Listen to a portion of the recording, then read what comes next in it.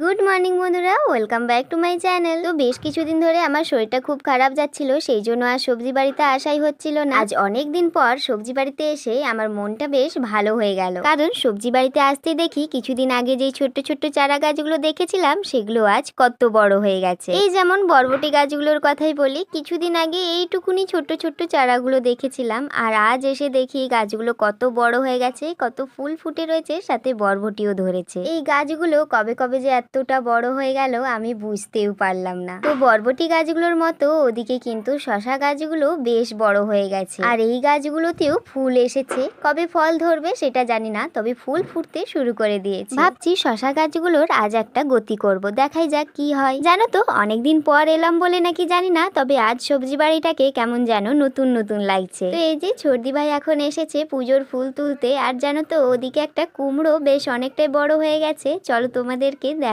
মায়ের মুখে শুনেছিলাম গাছে একটা কুমড়ো ধরেছে, তবে শরীর অসুস্থ থাকার কারণে এখানে এসে আর দেখা হয়নি। আজ সবজি বাড়িতে ঘোরাঘুরি করতে গিয়ে হঠাৎ চোখে পড়লো কুমড়োটা, ভাবলাম মা এটার কথাই বোধহয় বলছিল। তো কুমড়োটা এত বড় হয়েছে ঠিকই, সাথে পোকাও লেগে গেছে, তাই কুমড়োটাকে আজই কেটে ফেলা হবে। ছর্দি ভাইয়ের ওদিকে পুজোর ফুল তোলা কমপ্লিট হয়ে গেছে, আর দেখো এদিকে ছোট্ট জবার গাছটাতে আজ কতগুলো ফুল ফুটেছে। তো জবা ফুলগুলো দেখে মনে পড়লো কিছুদিন আগে রক্তকরবী গাছে অনেকগুলো কুঁড়ি রেখেছিলাম, চলো দেখি ওগুলো ফুটেছে কিনা। হ্যাঁ, যা ভেবেছিলাম, এই দেখো রক্তকরবী ফুলগুলো ফুটে গেছে। দাঁড়াও নিচে নামিয়ে নিয়ে আসি ডালটাকে। এই দেখো যতগুলো বড় বড় কুঁড়ি ছিল সবকটাই কিন্তু ফুটে গেছে, আর দেখতে দারুণ সুন্দর লাগছে। এর কিন্তু হালকা একটা গন্ধও রয়েছে। গাছটাতে এতদিন পর ফুল ফুটতে দেখে বেশ আনন্দই হচ্ছে। তারাও তোমাদেরকে একটু সামনে থেকেও দেখায়। এই রক্তকরবীর গাছটা প্রায় 1.5-2 বছর আগে লাগানো হয়েছিল, আর এই বছরই প্রথম ফুল ফুটলো। আর এইদিকে দেখো আমাদের ঘিয়া জবাও কিন্তু উকি দিচ্ছে। সকালবেলার মৃদু হাওয়ায় ফুলটা কি সুন্দর দোল খাচ্ছিল,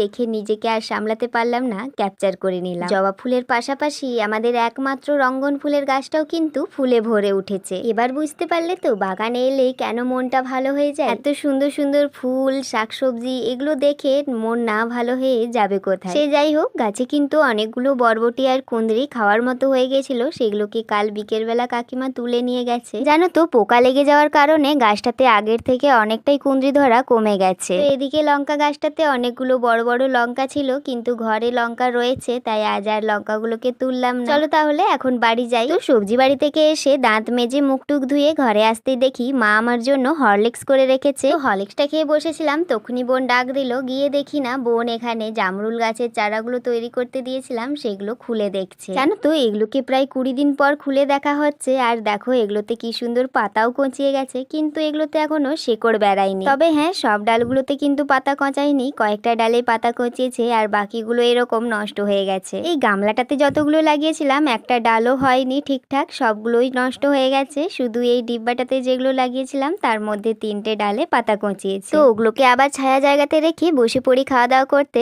আজ মুড়ি খাওয়ার জন্য মা বেসন দিয়ে আলু ভেজেছিল, আর সাথে ছিল নারকেল। তো মুড়ি খেয়ে আবার চলে এসেছি সবজি বাড়িতে। তখন বললাম না যে শশা গাছগুলোর একটা গতি করতে হবে, ভাবছি এই শশা গাছগুলোর জন্য আজ একটা মাচা তৈরি করব। আমি যেহেতু এই শরীর খারাপ থেকে উঠেছি, তাই শরীরটা ভালো হলেও এখনো শরীরের দুর্বলতাটা কাটেনি। তো সেই কারণে বোনকেই বললাম শশা গাছগুলোর জন্য মাচা তৈরি করতে, আর বোনকে একবার বলাতে বোন কিন্তু রাজিও হয়ে যায়। তারপর আর কি খাওয়া দাওয়া করে দুই বোনে লেগে পড়ি কাজে। মাচাটা কিন্তু ওই করছিল, আমি শুধু সাইড থেকে টুকিটাকি হেল্প করে দিচ্ছিলাম। বাবাকে বলেছিলাম মাচাটা বানাতে, আসলে বাবার এখন কাজের চাপ চলছে, সেই জন্য বাবা সময় পাচ্ছিল না মাচাটা বানানো। আর এদিকে গাছগুলো অনেকটা বড় হয়ে যাচ্ছিল, আর চারিদিকে ছড়িয়েও পড়ছিল। এই কারণে ভাবলাম আজ যা কিছু হয়ে যাক না কেন দুই বোনে মিলে মাচা তৈরি করেই ছাড়বো। দেখো কোনো কাজ করার জন্য তুমি যদি মনে মনে একটা জেদ রাখো, তাহলে সেই কাজটা কমপ্লিট তো হতেই হবে। ওদিকে কিন্তু বোনের গর্ত তারা কমপ্লিট, চলো এবার বাঁশ নিয়ে আসি। এই যে এখানটাতে জ্বালানির জন্য অনেকগুলো বাঁশ রাখা ছিল, তো এখান থেকে আমরা শক্ত শক্ত দেখে কয়েকটা বাঁশ নিয়েছি মাচা তৈরি করার জন্য। তো এই ফাঁকে চলো তোমাদের কয়েকটা সুন্দর সুন্দর কমেন্ট পড়ি। এক ভাই বলেছে, দিদি তোমার কথাগুলো অনেক সুন্দর, তোমাকে অনেক ধন্যবাদ। টিয়াদি বলেছে, তুমি দেখতে খুব সুন্দর, থ্যাংক ইউ। আর পাপিয়াদি বলেছে, বোন আমি তোমার পাশে আছি, তোমাকে অনেক ধন্যবাদ পাপিয়াদি আমার পাশে থাকার জন্য। তো রিয়াদি জিজ্ঞাসা করেছে, বোন তোমার বাড়ি কোথায়? আমার বাড়ি পশ্চিম মেদিনীপুর জেলার ছোট্ট একটা গ্রামে। মন থেকে তোমাদের সবাইকে আরো একবার ধন্যবাদ জানাই। এই যে তোমরা আমার পাশে আছো, আমার ভিডিওগুলো দেখছো, তোমাদের ভালো লাগছে, এটা শুনে আমার খুব আনন্দ হচ্ছে। জানো তো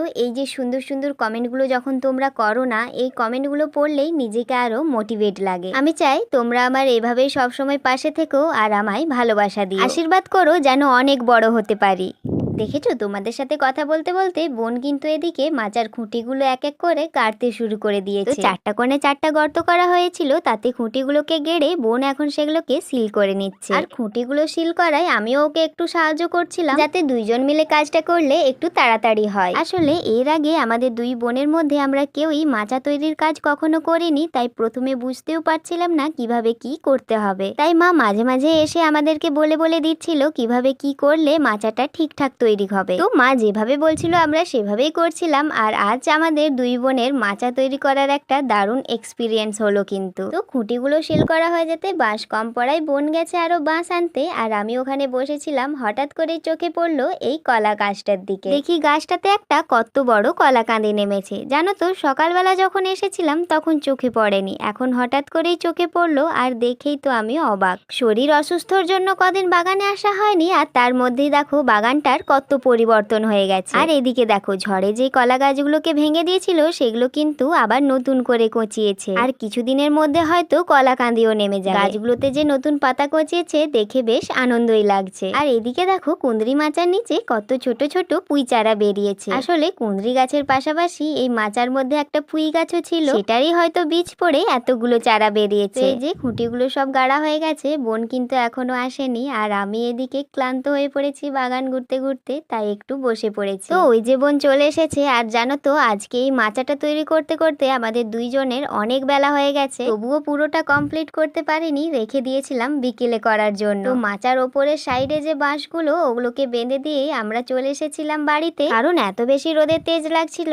যে ওখানে আর থাকতেই পারছিলাম না। তাই তাড়াতাড়ি করে বাঁশগুলো বেঁধে দিয়ে বাড়িতে চলে আসি। বাড়িতে এসে দেখি মা কুমড়োটাকে তুলে এনেছে। আর আজই যেহেতু কুমড়োটা রান্না করা হবে, তাই বোন এখন বসেছে এটাকে কাটতে। কুমড়োটা এখনো পাকেনি, কাঁচা রয়েছে, কিন্তু পোকা লেগে যাওয়ার কারণে এটাকে তুলে নিতে হলো। আর কাঁচা আছে বলেই কিন্তু ছুরি দিয়ে খুব সহজেই কুমড়োটাকে কাটা যাচ্ছে। আচ্ছা, তোমাদের মধ্যে কে কে কুমড়ো খেতে ভালোবাসো অবশ্যই কিন্তু কমেন্টে জানিও।